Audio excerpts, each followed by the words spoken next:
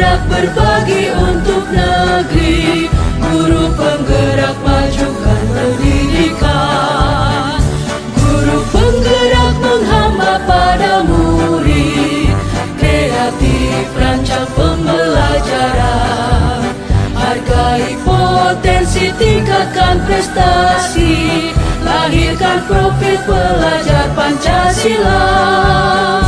Belajar bergerak berbagi untuk negeri, kita menjalin kolaborasi.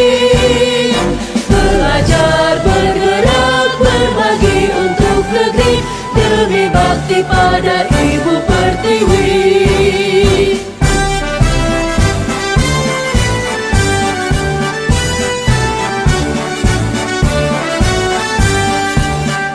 Bulatkan tekad, kuatkan hati, negeri ini memanggilmu kawan.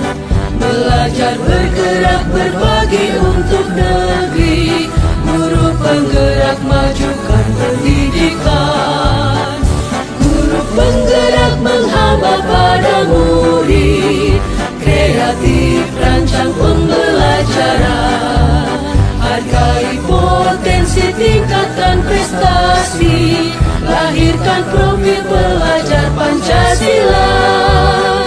Belajar bergerak berbagi untuk negeri, kita menjalin kolaborasi. Belajar bergerak berbagi untuk negeri. Bismillahirrahmanirrahim. Assalamualaikum warahmatullahi wabarakatuh. Waalaikumsalam warahmatullahi wabarakatuh. Bismillah, alhamdulillah, wassalatu wassalamu ala rasulillah wa ala alihi wa sahbihi wa mawalah. Puji dan syukur marilah kita panjatkan kehadirat Allah Subhanahu wa taala, yang mana alhamdulillah kita masih bisa diberikan nikmat sehat, nikmat panjang umur, sehingga dapat hadir dalam acara ini, yaitu acara calon guru penggerak menyebarkan pemahaman dan penerapan pengalaman budaya tersebut.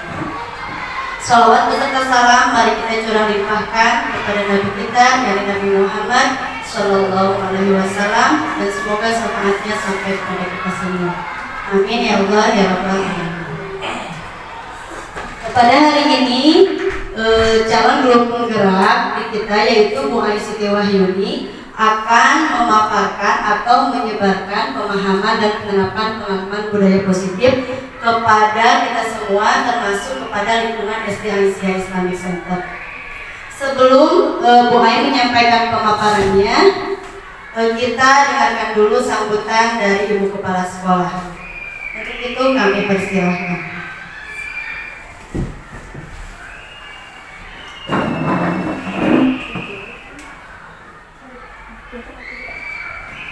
Terima kasih kepada pembawa acara untuk kesempatannya. Bismillahirrahmanirrahim. Assalamualaikum warahmatullahi wabarakatuh. Waalaikumsalam warahmatullahi wabarakatuh. Alhamdulillah, nahmaduhu wa nasta'inuhu wa nastaghfiruh wa na'udzu billahi min syururi anfusina wa min sayyiati a'malina. May yahdihillahu fala mudilla lahu wa may yudlil fala hadiya lahu.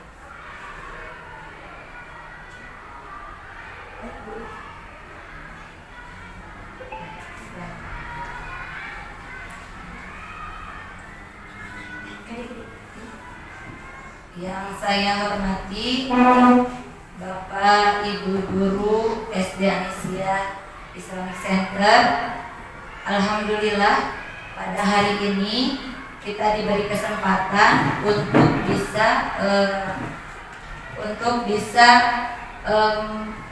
menyaksikan ya, atau calon CGP dalam menyebarkan pemahaman dan penerapan pengalaman budaya positif di lingkungan sekolah. Sebelumnya puji dan syukur marilah kita panjatkan kehadirat Allah Subhanahu wa taala.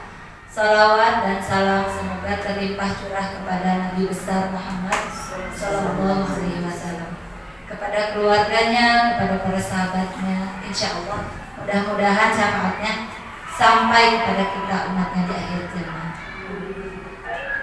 Ya, tadi di awal dikatakan bahwa pada kesempatan ini guru kita ada beberapa yang mengikuti kegiatan calon guru penggerak. Untuk itu mari kita dukung, ya. Mari kita dukung, kita bantu sebisa yang kita mampu, baik itu dalam kerjasama, pemikiran dan sebagainya. Nah, untuk kali ini Ibu Aisyah Wahyuni akan menyampaikan budaya positif. Program ini silakan Bapak Ibu guru ikuti kalau ada kesempatan lagi di kemudian hari, karena memang berdampak banyak untuk sekolah kita, terutama ya, untuk menjadi lebih baik, untuk menjadi lebih mengikuti atau sesuai dengan perkembangan saat ini, ya. Mudah-mudahan calon guru penggerak yang ada di sekolah kita diberikan kesehatan, diberikan kelancaran dalam mengerjakan latihan-latihan atau tugas-tugasnya, dan kita ikuti, kita dukung, ya. Sangat bagus sekali juga hikmahnya untuk kita, untuk sekolah kita sangat banyak, ya, termasuk juga pengetahuan lagi buat ibu dan bapak guru yang ada di sini. Mungkin demikian yang bisa saya sampaikan. Mohon maaf atas kekurangannya. Nasrul minallah wa fathul qarib. Wassalamualaikum warahmatullahi wabarakatuh. Waalaikumsalam warahmatullahi wabarakatuh.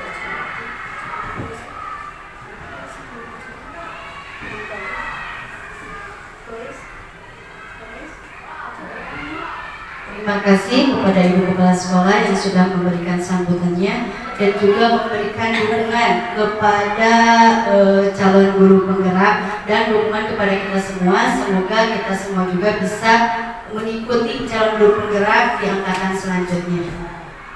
Sebelum ke acara selanjutnya, kita tutup dulu dengan doa yang akan dipimpin oleh Ibu Miss Hafsah. Mohon maaf, kita buka dulu acara ini dengan pembacaan doa yang dipimpin oleh Bu Miss Hafsah. Kami persilakan.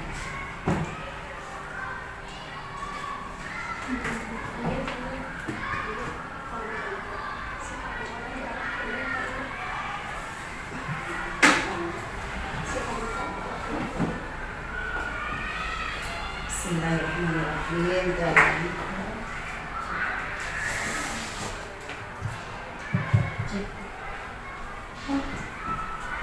Kita istighfar bersama-sama sebelum kita berdoa kepada Allah. Astagfirullah wa atubu ilaih. Astagfirullah wa atubu ilaih. Astagfirullah wa atubu ilaih. Allahumma shalli ala sayyidina Muhammad wa ala ali sayyidina Muhammad. Bismillahirrahmanirrahim. Alhamdulillahirabbil alamin. Allahumma inna nas'aluka ilman nafi'an wa rizqan thayyiban wa amalan mutaqabbalan. Ya Allah, sesungguhnya kami mohon kepadamu ilmu yang bermanfaat, rezeki yang baik dan banyak serta berkah.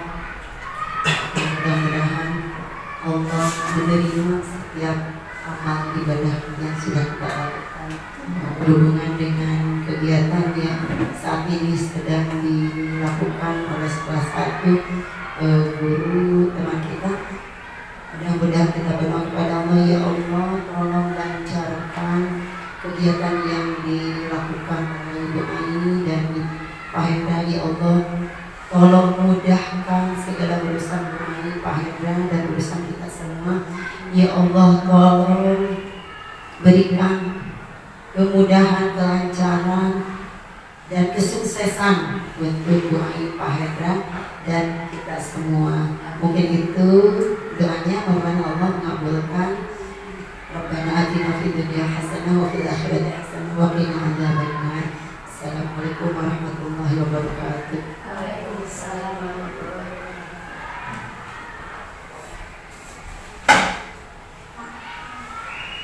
Terima kasih kepada Boy Samso yang sudah memimpin doa. Untuk acara selanjutnya kita akan saksikan pemaparan atau penyebaran penerapan pengalaman budaya positif yang akan disampaikan oleh calon guru penggerak kita yaitu Bu Ais Siti Wahyuni. Kepada beliau kami persilahkan.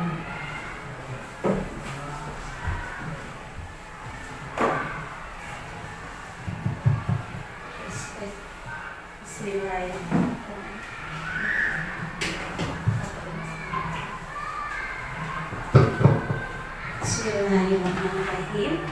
Terima kasih kepada semuanya, guru dan ibu kepala sekolah.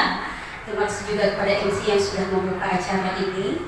Bismillahirrahmanirrahim. Rabbi shrah li sadri wa yassir li amri wahlul 'uqdatam min lisani yafqahu qawli. Rabbi zidni ilman warzuqni fahma. Terima kasih kepada rekan-rekan yang sudah berkenan hadir di tempat ini. Dalam rangka ini saya sedang menyelesaikan tugas ya, menyebarkan pemahaman dan penerapan pengalaman budaya positif. Sekali lagi yang terhormat Ibu Kepala Sekolah SD Aisyah Islamic Center Cianjur yang sudah berkenan membuka acara ini, dan terima kasih kepada Ibu Ais Hafsah yang sudah memimpin doa demi kelancaran acara ini. Baik, kita akan mulai untuk budaya positif. Sebelumnya, ibu-ibu dan bapak guru masih semangat hari ini? Semangat ya. Untuk mengetes semangatnya ibu dan bapak guru di sini ya. Coba kalau saya menyebutkan SD Aisyah, ibu bapak guru akan menjawab apa? Siap. Siap atau semangat? Semangat ya, semangat sukses bersama gitu ya.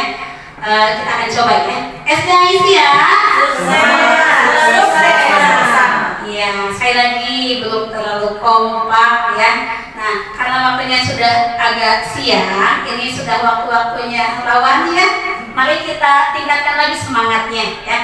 Saya akan coba lagi. SD Aisyah semangat sukses bersama. Baik, itu adalah ganda kita ya. Jadi kalau nanti di pertengahan materi saya menyebutkan SD Aisyah, berarti ibu dan bapak guru harus menyebutkan apa? Semangat sukses bersama. Betul ya.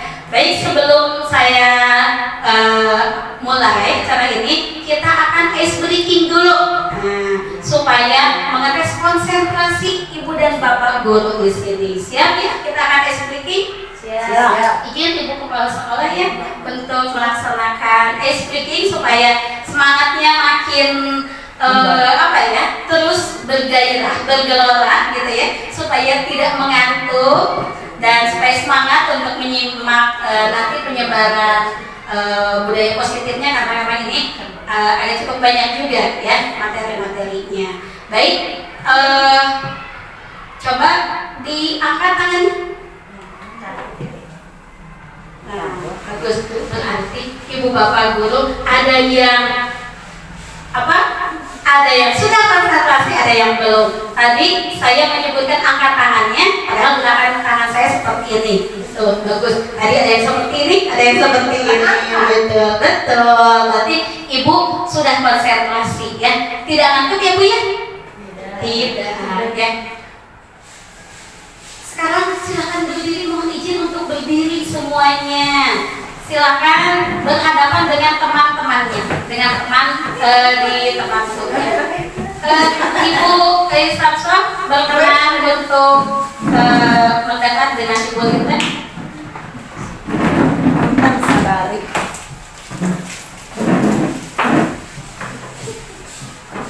Coba dilihat dulu rekannya, ya.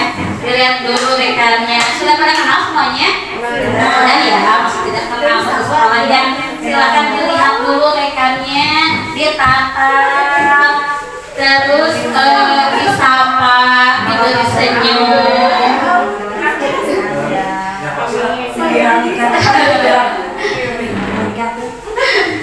Siapa yang tidak ada temannya? Bapak Didi tidak ada temannya?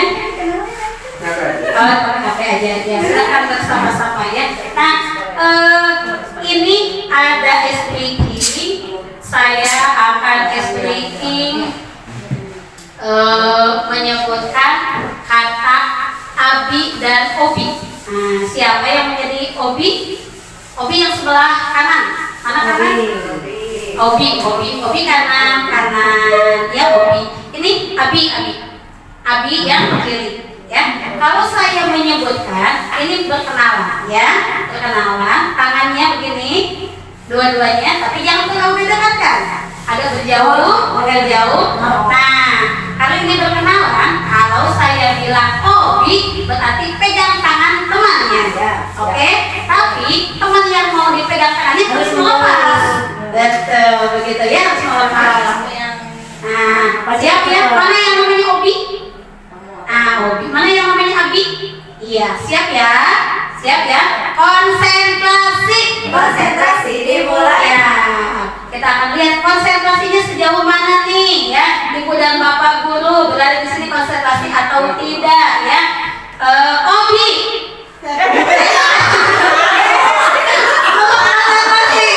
Ya, siap. Saya lagi. Belum. Konsentrasi dimulai. Siap. Abi. Ya.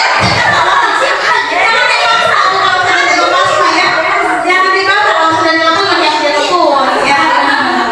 Ya, siap sekali lagi. Belum konsentrasi udah Bapak guru siap. Sekali lagi ya. Konsentrasi. Kopi.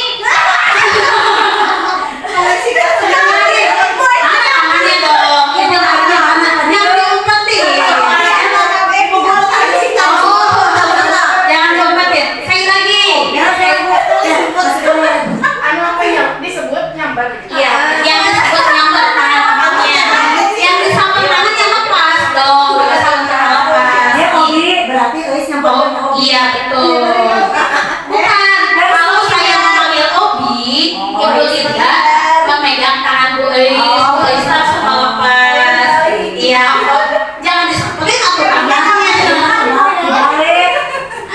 Siap ya, saya lagi ya. Agak berjalan. Dan tangannya yang diapasin. Ini namanya juga ice breaking ya. Saya lagi. Ya, menguji konsentrasi dan Bapak Guru semuanya. Obi.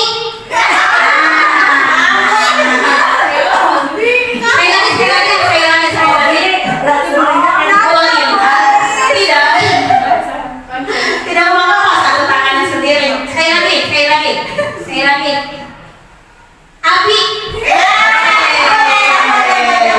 Terima kasih untuk kita semua.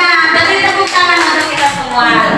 Terima kasih Ibu dan Bapak Guru.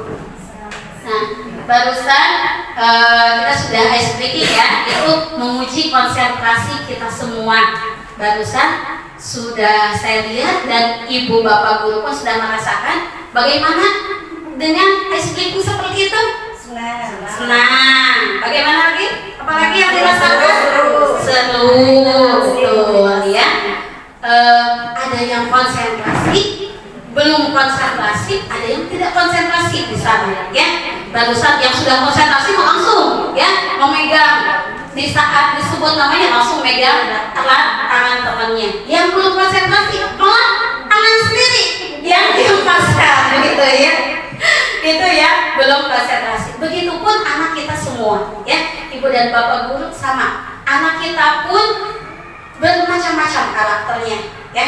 Seperti halnya kita nih, barusan diberi ice breaking, ada yang sudah konsentrasi, ada yang sudah mulai, ada yang belum konsentrasi. Sama dengan murid-murid kita di kelas pun sama. Karakternya itu berbeda-beda ya. Ada yang dia kecerdasannya di audio, ada yang di kinestetik, ada yang di apa satu lagi? Apa? Ada yang bisa menyebutkan visual, betul ya. Ada yang dikasih kita ceramah itu ya, yang audio dengerin aja ya. Kalau yang kinestetik bisa tidak dengan gaya kita menyampaikan materi dengan ceramah, bisa tidak? Tidak ya. Begitupun ya, anak-anak murid kita itu beragam beragam karakternya. Kita tidak bisa menyampaikan materi atau mentransfer ilmu itu dengan satu metode saja, dengan ceramah. Ya, masih banyak metode-metode lain yang bisa kita sampaikan kepada murid kita. Dan berdasarkan filosofi Ki Hajar Dewantara bahwa pendidikan itu menuntun, ya, menuntun siswa. Peran kita sebagai guru di sekolah itu atau di kelas itu sebagai apa? Sebagai ibaratkan kalau menurut Ki Hajar Dewantara itu sebagai petani. Kita sebagai petani, murid kita itu sebagai benihnya, dan sekolah itu sebagai lahannya. Jadi bagaimana kita memberi pupuk kepada benih itu supaya apa? Supaya tumbuh subur. Ya. Memberi air, menyiram dengan air bagaimana supaya tetap segar. Ya, itu peran kita sebagai guru di sekolah itu. Dan lahannya itu apa? Lahannya itu adalah sekolah, gitu. Ya. Itu menurut Ki Hajar Dewantara. Dan guru itu adalah menuntun. Menuntun apa? Menuntun siswanya sesuai kecerdasannya dengan kodrat alam, kodrat zamannya, ya, supaya siswa itu menjadi manusia yang berakhlak mulia, sebagai anggota masyarakat yang berbudi luhur, begitu. Ya, Ibu Bapak Guru, kaitannya dengan budaya positif. Ya, apa yang Ibu Bapak Guru sudah ketahui mengenai budaya positif? Silakan. Apa yang sudah diketahui oleh Ibu Bapak Guru mengenai budaya positif? Ada yang bisa menyampaikan? Budaya positif itu apa? Budaya positif itu apa? Ibu Asti makan? Nah, seperti siswa juga begitu, kalau kita tanya ya, kita tuh sudah pengen gemes gitu ya, jawab pertanyaan yang gitu-gitu wae gitu ya. Tapi memang kita tidak bisa memaksa ya. Nah, kalau di ini ada kebiasaan yang baik, betul. Kebiasaan yang baik, betul. Tapi ada lagi atas terwakili. Oh, sudah terwakili. Dilakukan secara konsisten. Bagus. Ada lagi yang bisa disampaikan? Pasti maka Kegiatan atau perilaku yang baik. Ya itu tadi udah. Oh iya, kegiatan budaya positif itu ya bisa disebut juga disiplin positif. Ya, perilaku ataupun sikap yang positif, yang baik, ya, yang kita bisa lakukan baik itu di kelas maupun di lingkungan sekolah kita. Ya, ini adalah judulnya budaya positif atau disiplin positif. Ini yang akan saya sampaikan di diseminasi ini atau penyebaran pemahaman ini, yaitu konsep inti budaya positif. Pertama, perubahan paradigma belajar. Kedua, disiplin positif, nilai-nilai kebajikan, kebutuhan dasar manusia, motivasi perilaku manusia, posisi kontrol guru, keyakinan kelas, dan segitiga restitusi. Dari ke-8 ya, ke-8 materi ini, mana yang sudah Ibu Bapak ketahui? Oh, saya sudah tahu nih mengenai perubahan paradigma belajar, atau saya sudah tahu nih disiplin positif. Ada yang bisa atau ada yang sudah tahu mengenai ini, materi-materi ini? Belum, baru tahu sekarang ya? Sama Ibu Bapak Guru ya. Saya juga sebetulnya mah sama, baru pertama kali mendengar istilah-istilah yang baru. Setelah apa? Setelah saya mengikuti calon guru penggerak. Karena sebelumnya saya pun tidak tahu istilah-istilah ini, gitu ya. Saya pun baru mendengar, baru melihat, begitu ya, setelah mengikuti calon guru penggerak. Nah, perubahan paradigma belajar. Apa yang Ibu Bapak ketahui mengenai paradigma belajar? Ya, paradigma belajar apa? Cara belajar yang bagaimana? Kerangka berpikir untuk belajar. Terima kasih Ibu Kepala Sekolah, sudah dijawab. Tepuk tangan untuk Ibu Kepala Sekolah kita. Alhamdulillah. Terima kasih Ibu sudah berkenan menjawab ya. perubahan paradigma belajar. Kita akan belajar di sini ya. Apa sih paradigma belajar itu? Nah, di sini banyak di calon guru penggerak itu materi-materinya.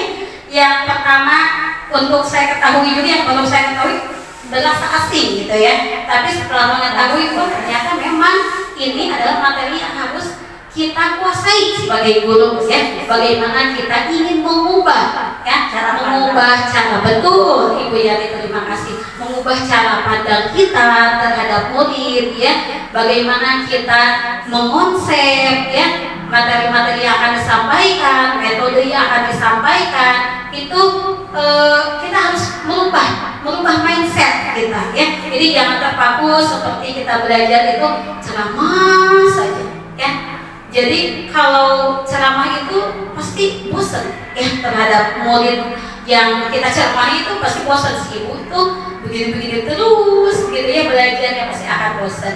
Nah, nanti kita akan lihat bagaimana sih perubahan paradigma belajar, disiplin positif, nilai-nilai kebajikan ada di sini semuanya ya. Lanjut, pembelajaran dengan paradigma baru.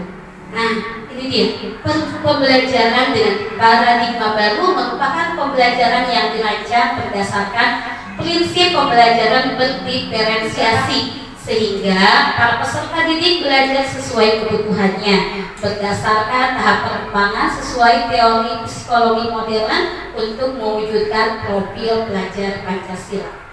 Nah, di sini ada tanda kutip nih Bu nih, ada berdiferensiasi profil pelajar Pancasila.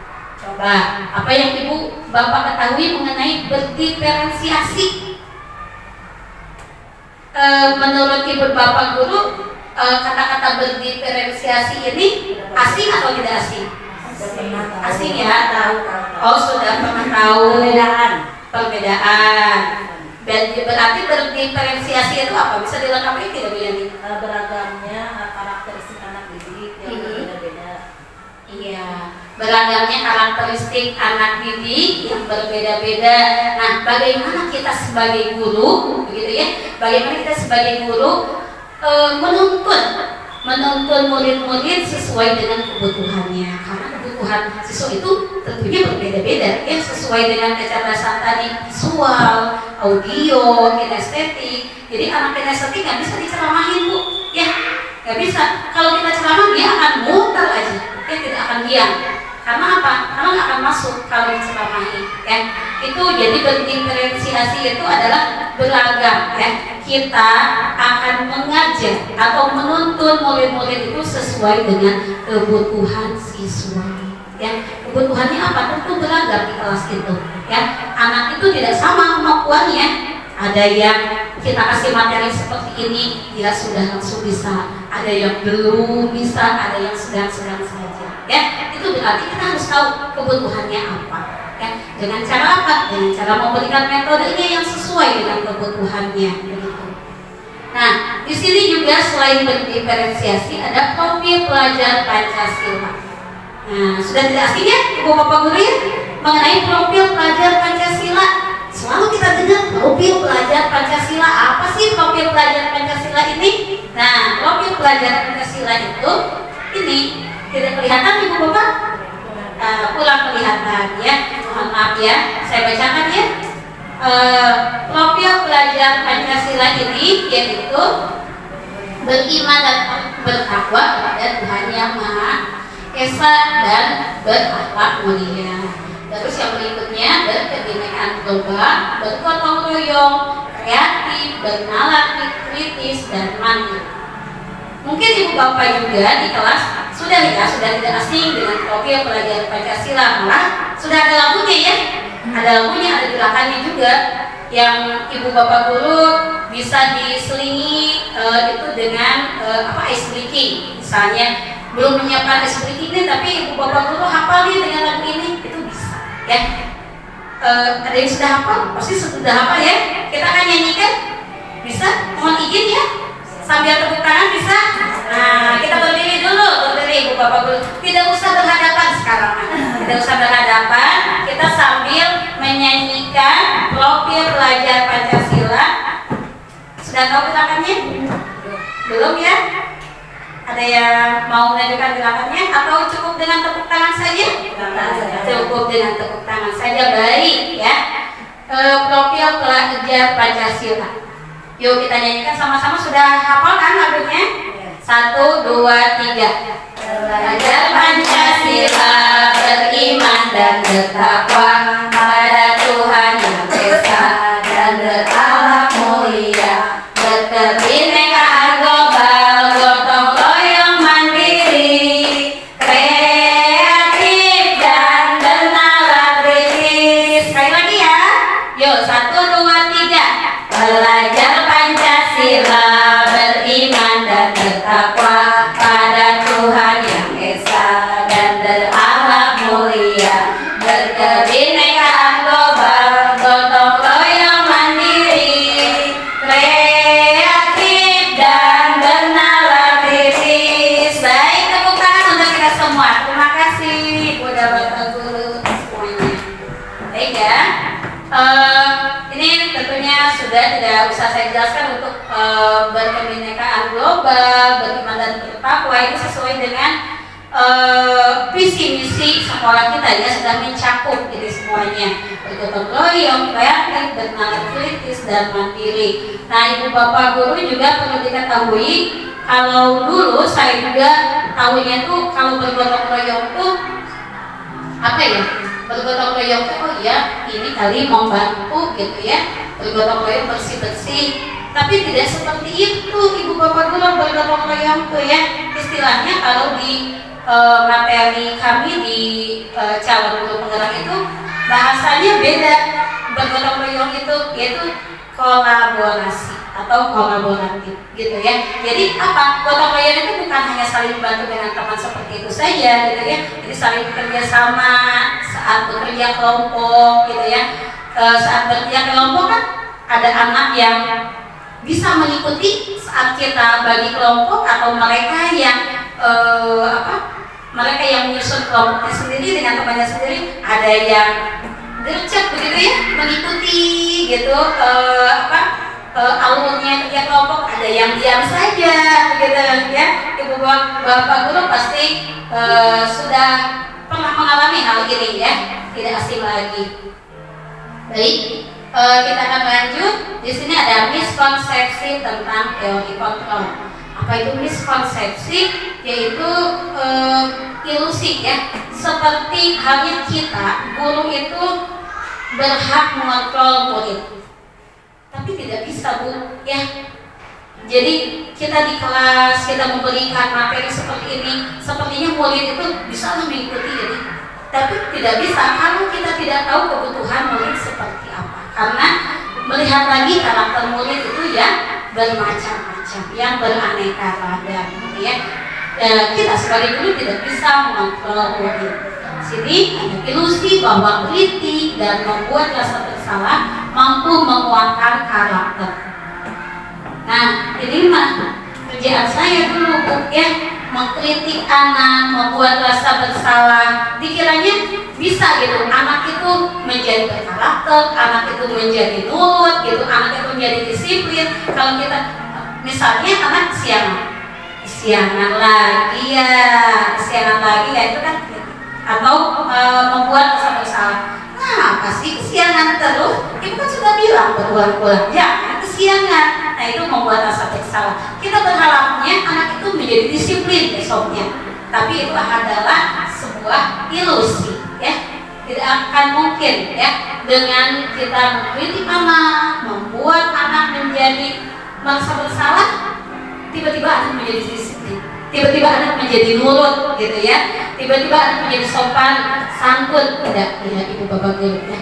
Berikutnya ilusi bahwa semua penguatan positif, efektif dan bermanfaat. Kita berharap dengan kita sudah memberikan ceramah, gitu ya, yang positif kepada anak itu bisa mengikuti, gitu. Bisa tertib di kelas, diam saat kita berceramah, mengikuti semuanya saat pembelajaran itu tidak bisa seperti itu. Berikutnya ilusi bahwa orang dewasa berhak memaksa.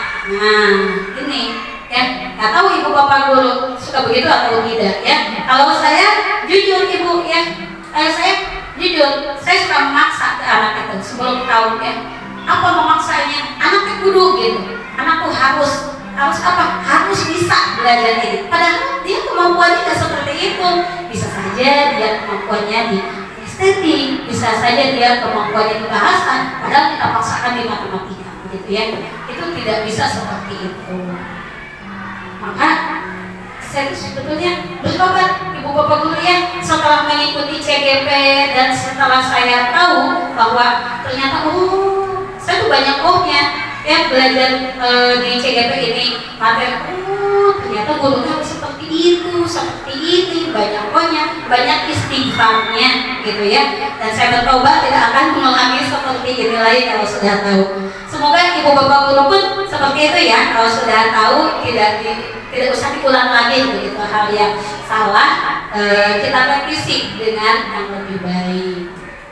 Berikutnya adalah merubah paradigma stimulus respon pendekatan teori kontrol. Stimulus respon teori kontrol, apa ini maksudnya ya?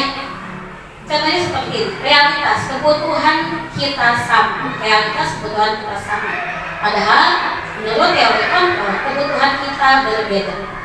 Anak itu tentu kebutuhannya berbeda, bukan hanya anak, ibu bapak guru, kita pun sama ya, kebutuhan kita sama. Mungkin hari ini ada yang membutuhkan makan, belum sarapan ya, ada yang membutuhkan buah, ada yang membutuhkan kenyamanan, ada yang membutuhkan misalnya aduh aku ngantuk, aku tidak enak badan, membutuhkan istirahat. Itu pasti berbeda-beda. Begitupun siswa kita, murid kita di kelas pun sama, kebutuhannya itu berbeda-beda.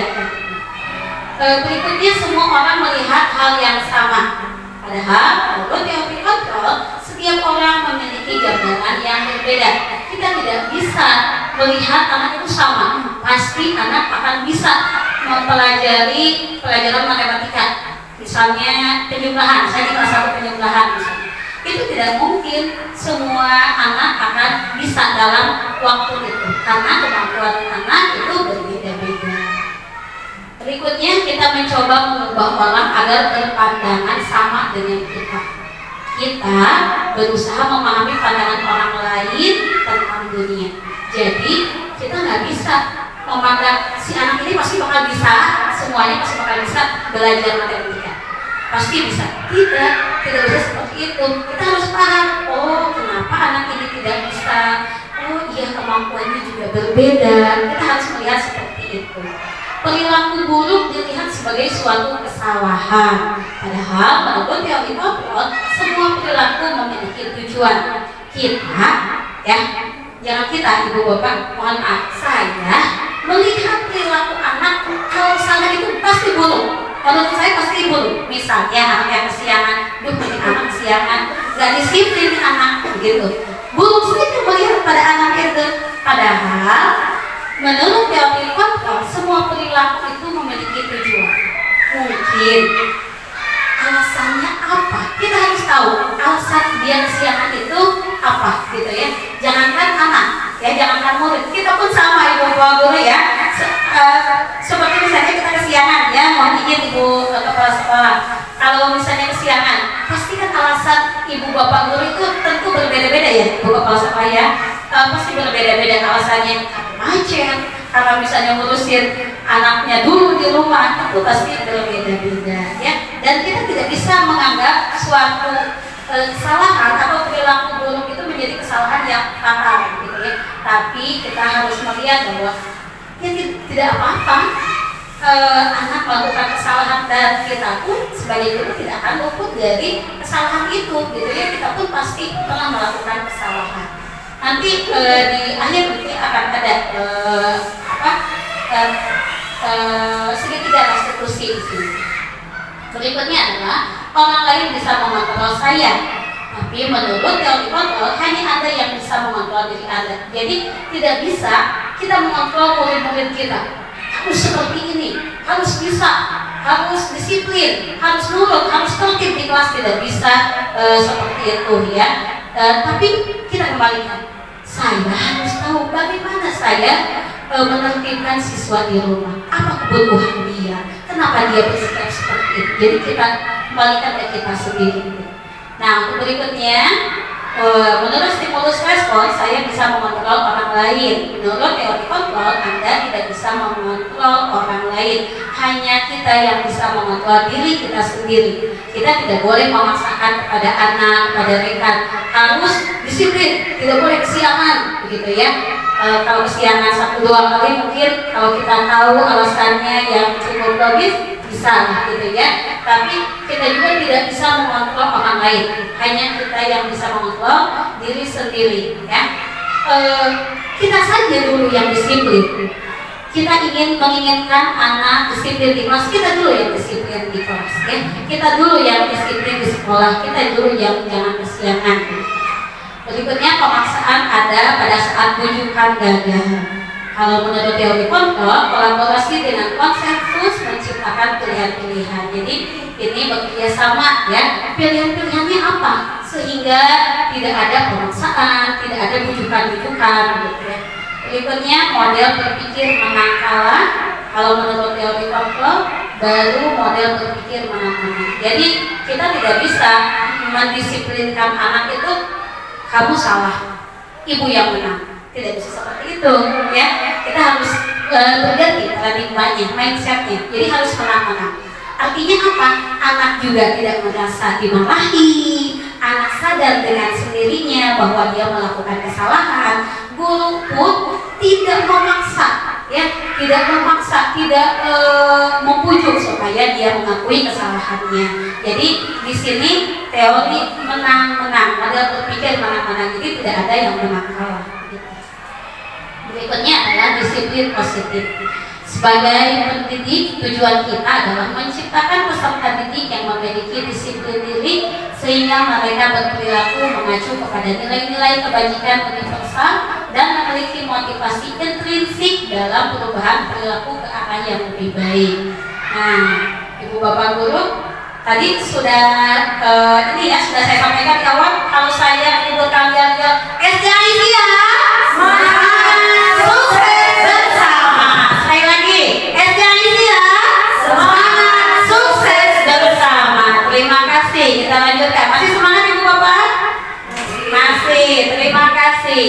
Ini yang selalu kita gaung-gaungkan yang di sekolah, disiplin positif. Apa sih disiplin positif ini? Ini sudah ada ya pengertiannya. Disiplin berasal dari kata disiplin yang artinya belajar. Disiplin mengacu pada disiplin diri yang memiliki tanggung jawab terhadap apa yang dilakukannya berdasarkan nilai-nilai yang diyakini. Disiplin positif merupakan salah satu cara penerapan disiplin yang bertujuan untuk menumbuhkan kesadaran serta memberdayakan peserta didik tanpa imbalan, penghargaan, reward, ancaman atau hukum.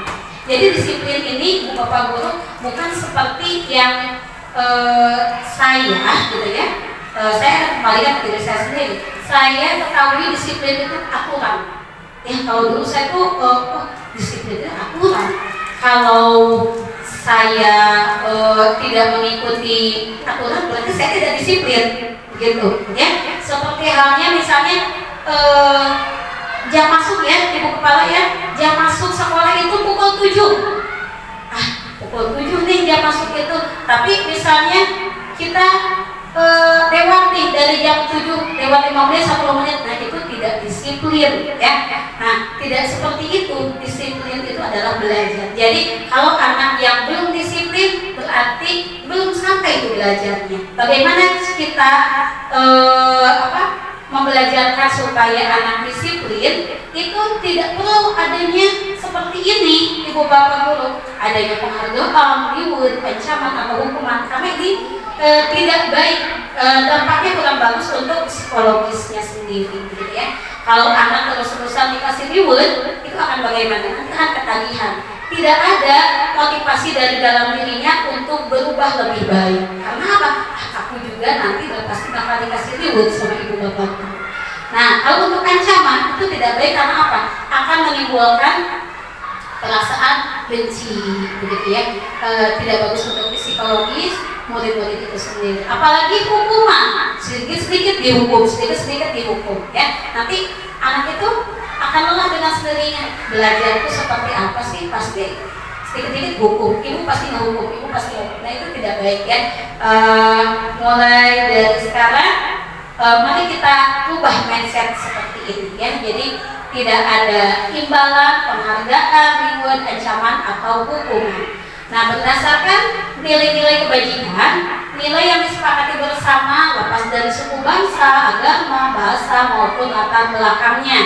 Nah, profil pelajar Pancasila ini tadi sudah ya diketahui bahwa beriman dan bertakwa kepada Tuhan Yang Maha Esa dan berakhlak mulia, berkebinekaan global, gotong royong, mandiri, kreatif dan bernalar kritis. Dan selanjutnya Ibu Primary Youth Program atau FIF, toleransi, rasa hormat, integritas, mandiri, menghargai, antusias, empati, keingin-tahuan, kreativitas, kerjasama, percaya diri dan komitmen. Berikutnya, keterampilan hidup atau life skill dapat dipercaya, lurus hati, pendengar yang aktif, tidak merendahkan orang lain dan memberikan yang terbaik dari diri. Berikutnya, kebutuhan dasar manusia. Ini kebutuhan dasar manusia tidak hanya untuk murid-murid saja, Ibu Bapak Guru, tapi kita semua sebagai manusia memiliki kebutuhan dasar. Apa itu kebutuhan dasar? Kebutuhan dasar adalah segala sesuatu yang kita lakukan untuk mendapatkan apa yang kita inginkan. Seluruh tindakan yang kita lakukan memiliki tujuan tertentu dan semua usaha terbaik yang kita lakukan adalah dalam rangka agar kebutuhan dasar kita terpenuhi dengan baik. Ya. Nah, kebutuhan dasar manusia ini terbagi ke dalam 5, Ibu Bapak Guru. Ya. Untuk kita semua, untuk guru, untuk siswa, untuk kita semua ada 5. Apa saja itu? Silakan bisa dibaca, kelihatan tidak Ibu Bapak Guru apa ini? Bertahan hidup, makanan, pakaian, tempat tinggal, keamanan, kesehatan. Yang berikutnya apa?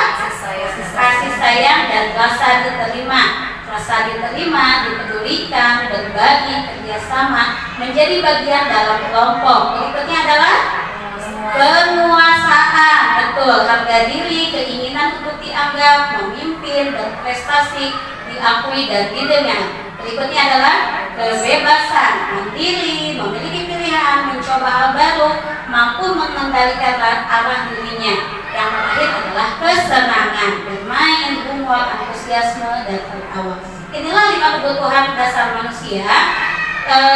Begitupun siswa kita di kelas ini sama, membutuhkan kebutuhan ini sangat diperlukan. Misalnya anak itu saat kita belajar mereka sedang makan, saya asik makan. Misalnya saat kita menerangkan dia anak-anak makan, kenapa? Jangan kita langsung marahi, jangan kita langsung beri hukuman, yang ditegur, tapi ditanya. Mungkin saja kebutuhannya ini belum terpenuhi, dia belum sarapan dari rumahnya, gitu ya.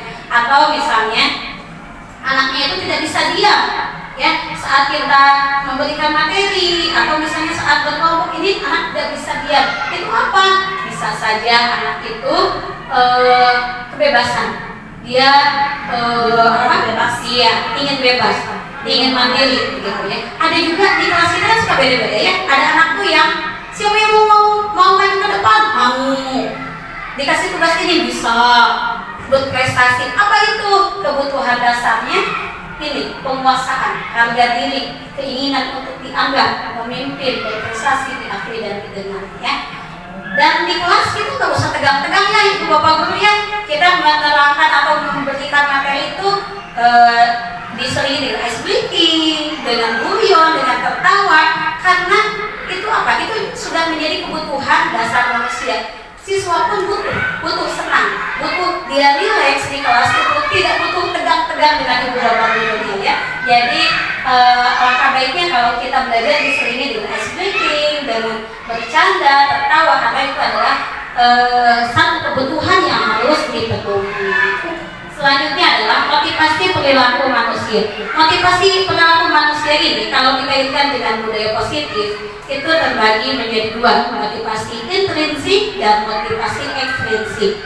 Kenapa dia disiplin misalnya?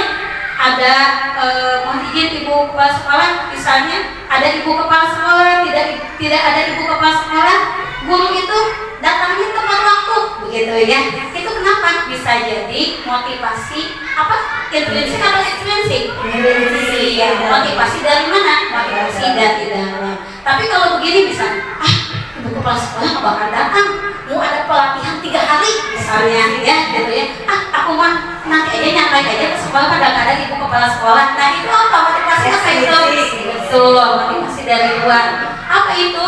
Untuk motivasi ekstrinsik itu menghindari ketidaknyamanan atau hukuman.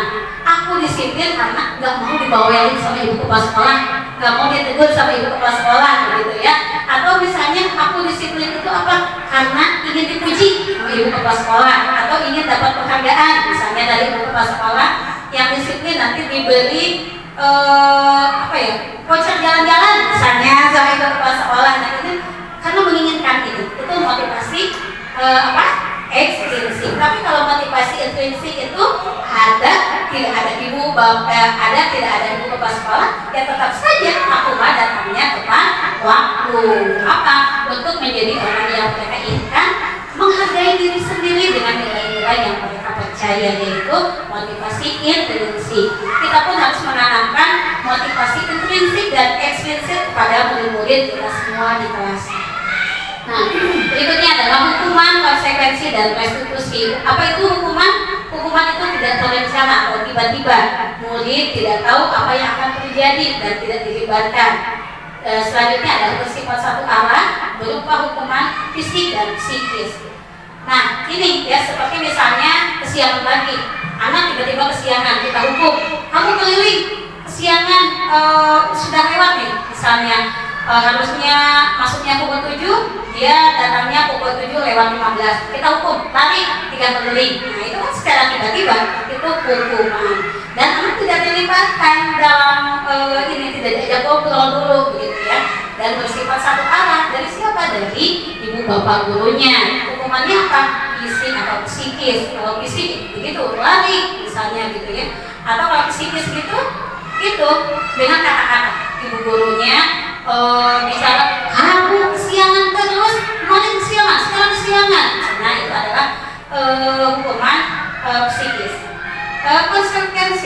Konsekuensi ini adalah terencana dan disepakati sesuai peraturan. Murid tetap dibuat tidak nyaman, sikap guru selalu memonitor murid. Nah ini sudah ada kesepakatannya sebetulnya, sudah ada aturannya. Seperti kalau kita ada tata tertibnya, ya ibu bapak guru di sekolah ada tata tertibnya. Kalau kesiangan atau kalau tidak memakai atribut akan dihukum misalnya. Nah itu konsekuensi. Tapi tetap siswa itu tidak akan merasa nyaman.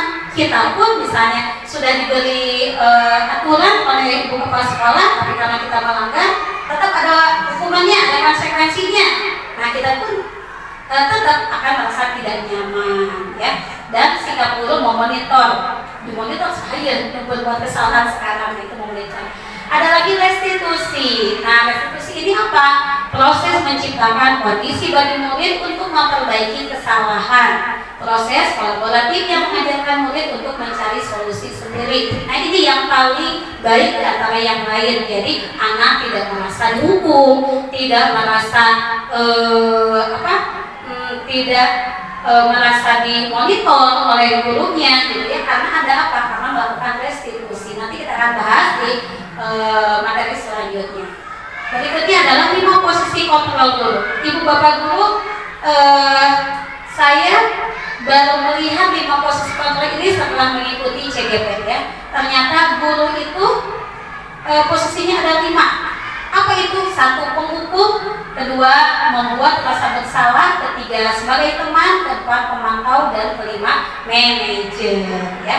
Nah untuk penerapan 5 posisi kontrol guru ada 1 kasus.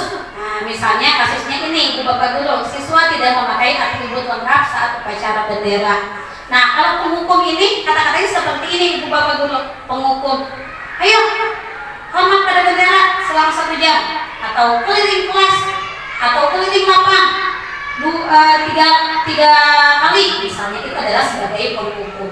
Kalau pembuat rasa bersalah, begini nih salah satu poinnya, berapa kali ibu bapak harus memberitahu kamu selalu mengecewakan ibu bapakku. Nah itu adalah sebagai pembuat rasa bersalah. Masih semangat ibu bapak guru? Masih. SD Alicia. Semangat. Maju bersama. Oh, sukses bersama sekali lagi. 1, 2, 3. SD Alicia. Semangat. Sukses bersama. Terima kasih. Berikutnya adalah sebagai teman. Sebagai teman itu apa? Nih, poinnya seperti ini. Ayo dong ikuti aturan sekolah, atau tolong bantu ibu bapak yang sekali ini, atau ya sudah tidak apa-apa, lain kali jangan sampai berbuat seperti ini lagi ya. Seperti teman. Nah, bagaimana sebagai teman? Nah, ini adalah poin-poinnya. Masih banyak lagi ya, ini adalah contohnya saja. Kalau sebagai pemantau, kamu sudah melanggar peraturan sekolah, kamu tahu konsekuensinya.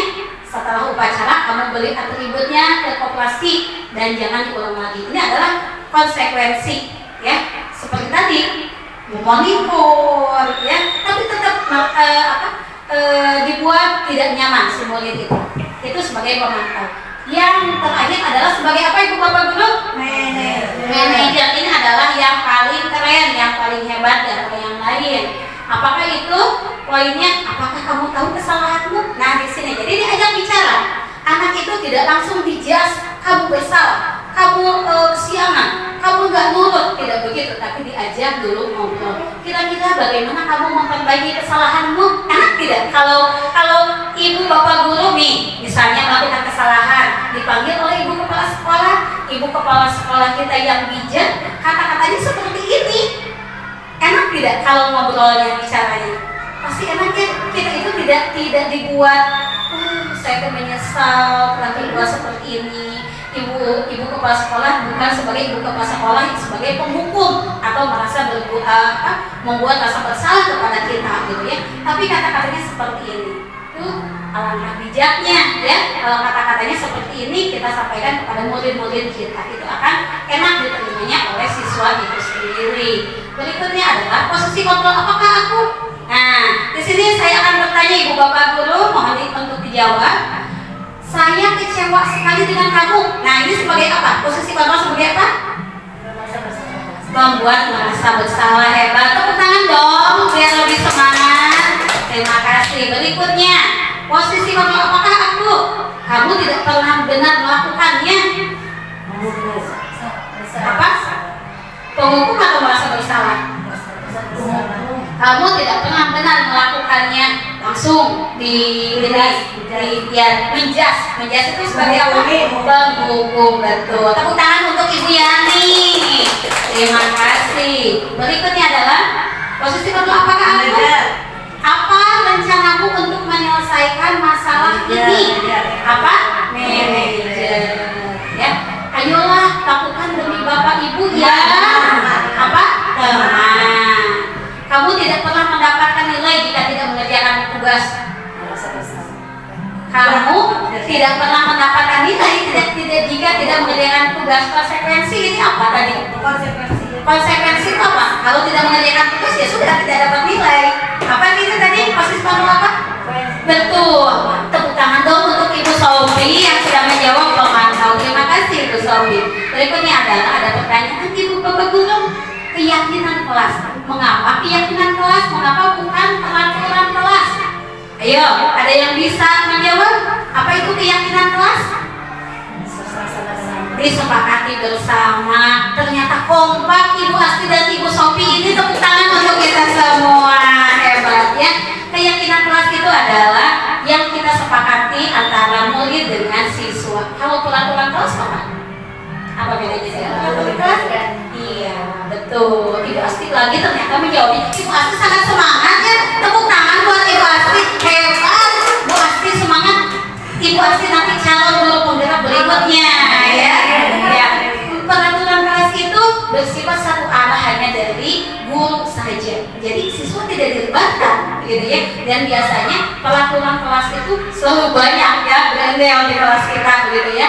Nah, kalau keyakinan kelas itu sedikit saja. Nih, ini ada pembentukan keyakinan kelas. 1. Apa? Bersifat abstrak. 2. Berupa pernyataan universal.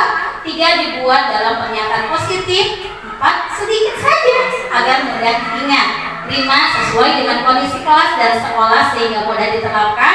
Nomor 6. membuat keyakinan kelas. Ini adalah poin-poin Ibu Bapak Guru yang bisa kita buat untuk keyakinan kelas.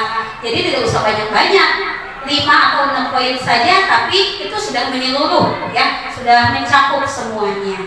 Itu untuk keyakinan kelas. Berikutnya ada segitiga restitusi. Ibu Bapak Guru pernah mendengar segitiga restitusi? Pernah barusan. Pernah barusan ya, barusan yang sudah saya sampaikan ya, betul ya. Berarti fokus di situ ya. Nah, segitiga restitusi itu apa? Segitiga restitusi itu adalah suatu proses dialog yang dijalankan oleh guru agar dapat menghasilkan murid yang mandiri dan bertanggung jawab.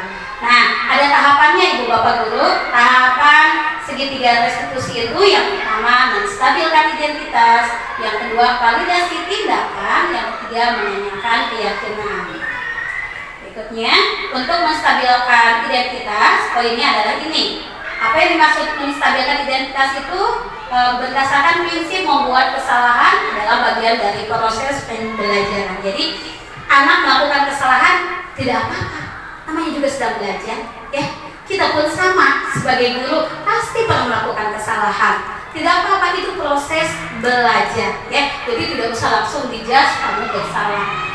Apa poinnya? Saat kita melaksanakan segitiga restitusi, maka kita bisa panggil siswa yang berbuat kesalahan itu, kita tanya dengan poin ini. Sebelumnya yaitu menstabilkan identitas dulu Ibu Bapak Guru.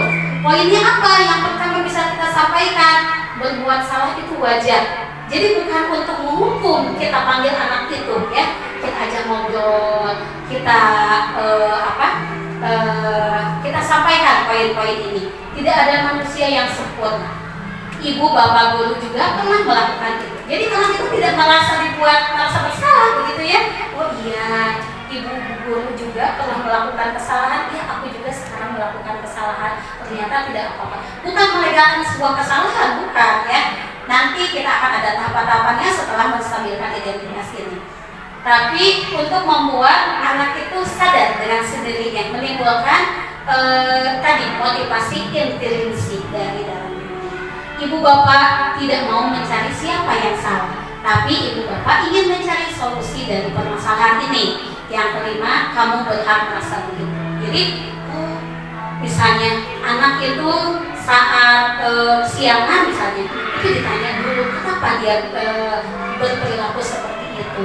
Tidak apa-apa kesiangan, ibu juga pernah kesiangan. Gak apa-apa, kamu kesiangannya karena apa alasannya. Nanti berikutnya ada yaitu validasi tindakan yang salah. Bukan untuk melegalkan kesalahan, tapi kita akan tanya apa kesalahannya dan kita akan buat supaya dia mengakui kesalahannya sendiri, supaya dia mencari solusinya sendiri.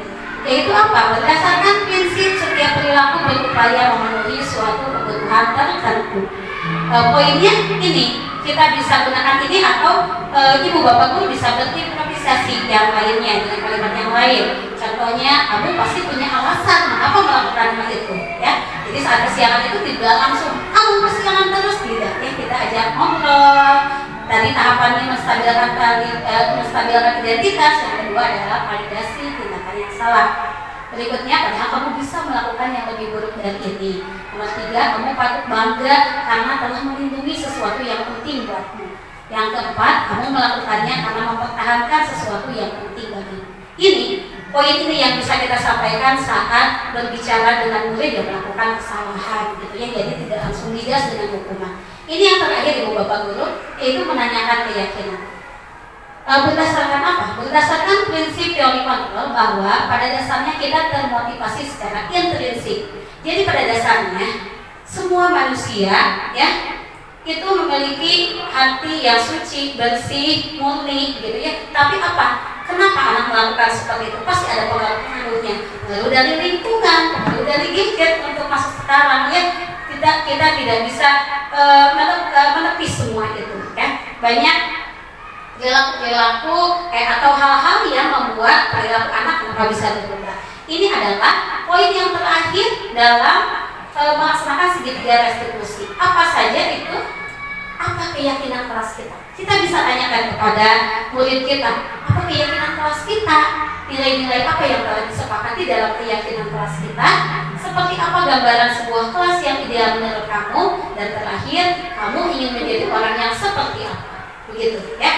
Nah, Ibu Bapak Guru, dalam penerapan program disiplin positif, hendaknya guru memiliki standar kepribadian, profesional, dan sosial yang baik, di mana guru mampu merefleksi dirinya dalam posisi kontrol saat ini. Bagaimana perjalanan dirinya sebagai among atau sebagai manajer yang menuntun murid-muridnya menjadi insan yang mandiri, merdeka, dan bertanggung jawab. Itu saja mungkin sedikit saya akan sampaikan. Untuk mohon izin Ibu Bapak Guru ya, sedikit saja saya akan memperlihatkan untuk contoh segitiga restitusi yang sudah saya jalankan di kelas. Ini adalah grafik restitusinya. Untuk kasusnya adalah anak terlambat ke sekolah. Jadi saya memanggil anak untuk berbicara. Nah, di sini, Ayo tahu kenapa ibu panggil ke sini? nah di sini menstabilkan identitas. Saya tanya, bagaimana kabarnya? Datang ke kelasnya. Nah, tadi kesalahannya seperti apa? Kalau ibu tahu kenapa kesiannya? Kenapa? Nah, di sini ditanyakan alasannya kenapa dia melakukan kesalahan itu, atau kenapa di sini kan anaknya terlambat sekolah, kenapa dia bisa terlambat ke sekolah. Jadi ditanya di sini namanya itu menstabilkan identitas. Jadi tidak langsung dia sangat dimarahi, kamu kesiangan, tidak bersedia seperti itu. Awalnya susah, akhirnya terlambat. Nah, ini validasi tindakan yang salah. Anak ditanya, itu program itu sebuah kesalahan atau bukan? Anak akan mengakui iya itu ada kesalahan. Bagaimana supaya kesalahan itu tidak diulang lagi? Nah, itu nanti akan anak yang sendirinya menyadari bahwa itu harus dirubah perilaku seperti itu. Ini validasi tindakan yang salah. Mencari solusi dari masalah ini. Nah, di sini yang terakhir adalah menanyakan keyakinan, ya. Di sini guru menanyakan keyakinan yang sudah disepakati di kelas. Jadi nilai kebajikan apa yang sudah dilanggarnya dan bagaimana solusinya ke depannya supaya dia memperbaiki hal itu supaya tidak terulang lagi. Kedisiplinan, ayo disiplin atau tidak? Ya, coba untuk mengatasi masalah ini, apa nih waktu yang akan Ayu lakukan supaya tidak kesiangan lagi datang ke sekolahnya? Tidurnya tidak terlalu malam, terus awalnya jangan susah supaya datang ke sekolahnya bagaimana? Tidak terlambat. Nah, di sini guru itu hanya menanyakan dengan pertanyaan badan, jadi pemantik kita ya, sehingga anak itu menjawab, mencari solusi sendiri karena dia sudah menyadari dengan kesalahannya itu. Jadi, tidak harus di sini tidak ada marah-marah gitu ya, tidak ada hukuman. Itu adalah segitiga restitusi yang ibu bapak guru pun bisa melaksanakan di kelasnya masing-masing ya. Ayu pasti bisa ya. Di sini ibu ingin Ayu menjadi anak yang Nah, kita kasih harapan-harapan, dorongan-dorongan, motivasi sehingga anaknya bangkit begitu. Ayu mengerti? Terima kasih Ayu. Nah, itu saja mungkin ibu bapak guru yang bisa saya sampaikan. Terima kasih atas segala perhatiannya, mohon maaf atas segala kehilafannya, dan semoga kita semua bisa mengamalkan ini semua begitu ya, terutama untuk saya pribadi. Semoga saya bisa mengamalkan apa yang sudah saya dapatkan di calon guru penggerak, bisa saya amalkan di kelas maupun di lingkungan sekolah kita. Itu saja mungkin. Terima kasih untuk semuanya. Saya tutup dengan wassalamualaikum warahmatullahi wabarakatuh.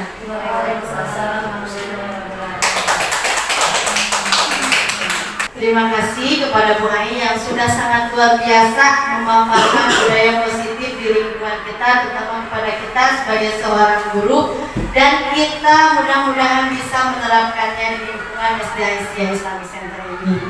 Cukup sekian mungkin pemaparan dari Bu Ai. Mari kita tutup dengan doa kepada Tuhan Yesus.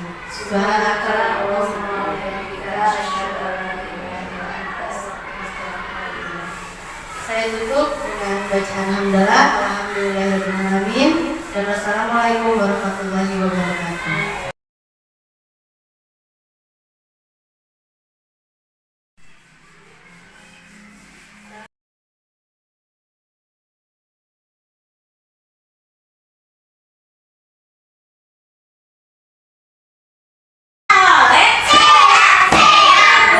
Hari ini kalian atau kita semua akan membuat keyakinan kelas. Apa itu?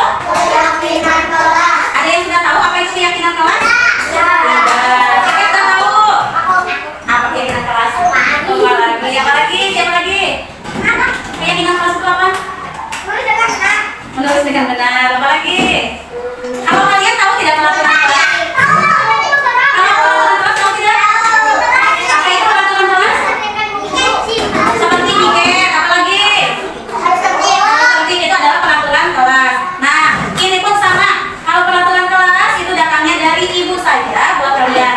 Tapi kita akan membuat keyakinan kelas. Keyakinan kelas itu apa? Keyakinan kelas itu yaitu yang dibuat oleh kita semua. Kesepakatan yang dibuat oleh kita semua dan kita yakini bersama. Itu adalah keyakinan kelas. Bagaimana kelas akan tertib, akan rapi, ya? Sesuai dengan yang kalian inginkan. Coba ibu mau tahu dulu. Kalian menginginkan kelas yang bagaimana? Yang bersih, yang apa lagi? Yang tidak ada coretan, apa lagi? Yang rapi, yang apa lagi? Yang apa? Yang bacanya rapi, betul. Nah, kita harus yakini bersama, ya. Kalian mau seperti apa sih di kelas? Kalian datang ke sekolah harus bagaimana? Kalian di kelas harus bagaimana? Ya, misalnya dengan teman. Bisa berhenti dulu sebentar? Ya. Ibu izin bicara boleh? Terima kasih, tolong dengarkan dulu. Misalnya, di kelas kalian dengan teman harus seperti apa? Aku dengan teman harus saling menghargai.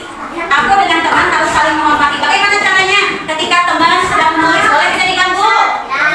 Ketika yang lain sedang belajar, boleh tidak kita main-main? Ketika teman yang di samping belum selesai tugasnya, boleh tidak kita ngobrol? Nah, gitu ya. Itu adalah sekarang harus kita buat keyakinan kelas supaya di kelas itu menjadi di kelas saling menghargai, saling menghormati. Nah, coba siapa yang sudah lancar bacanya dan nulisnya? Angkat tangannya. Nanti yang sudah lancar nulisnya boleh dengan tulisan. Aku ingin seperti apa di kelas?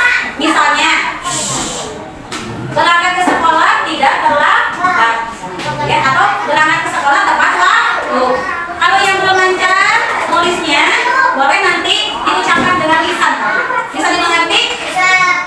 Sekarang ibu akan menulis dulu mengenai keyakinan kelas. Keyakinan.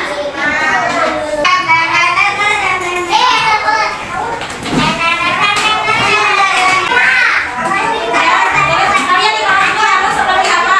Atau kalian menginginkan kelas yang bagaimana?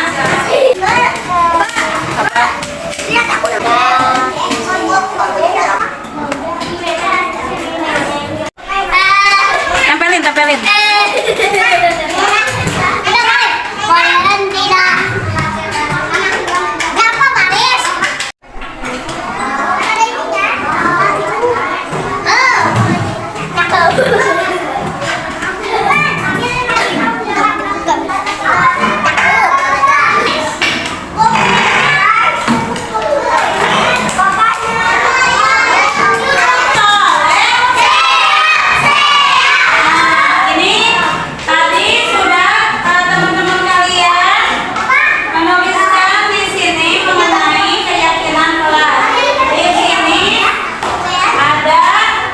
Belajar tertib.